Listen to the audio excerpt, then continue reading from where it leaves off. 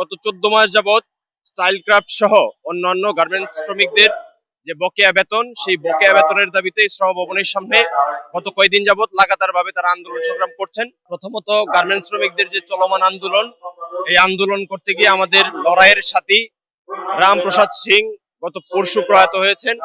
তার স্মৃতির প্রতি বাংলাদেশ ছাত্র ইউনিয়নের পক্ষ থেকে গভীর শোক এবং সমবেদনা জানাই।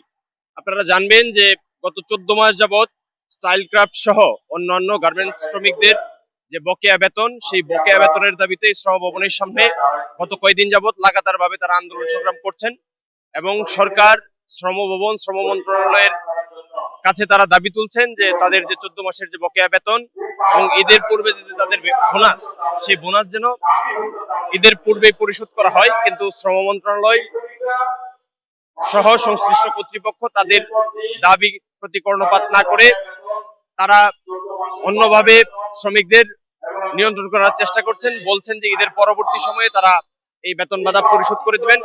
কিন্তু যারা দীর্ঘ সময় যাবৎ আন্দোলন সংগ্রাম করছেন, তাদের প্রায় 20 কোটি টাকার অধিক যে বকেয়া বেতন, সেই বকেয়া বেতনের দাবিতে তারা আন্দোলন করছেন।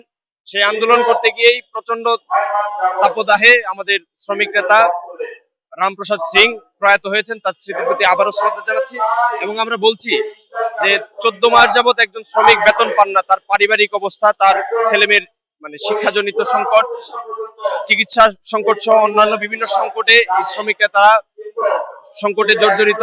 আমরা মনে করি যে অতি সত্বর এই শ্রমিকদের যে লড়াই, এই লড়াইয়ের প্রতি সরকার যেন তাদের যে দৃষ্টি, সেই দৃষ্টি শ্রমিকদের প্রতি তারা নিয়ে আসেন এবং শ্রমিকদের যে চলমান আন্দোলন, এই আন্দোলনের প্রতি ছাত্র জনতারা গতকালকে থেকে বিভিন্ন সংগঠন এখানে আসছেন, এই আন্দোলনের প্রতি সংহতি জ্ঞাপন করছেন। ছাত্র ইউনিয়নের পক্ষ থেকেও আমরা এই আন্দোলনের প্রতি সম্পূর্ণ সংহতি জ্ঞাপন করছি।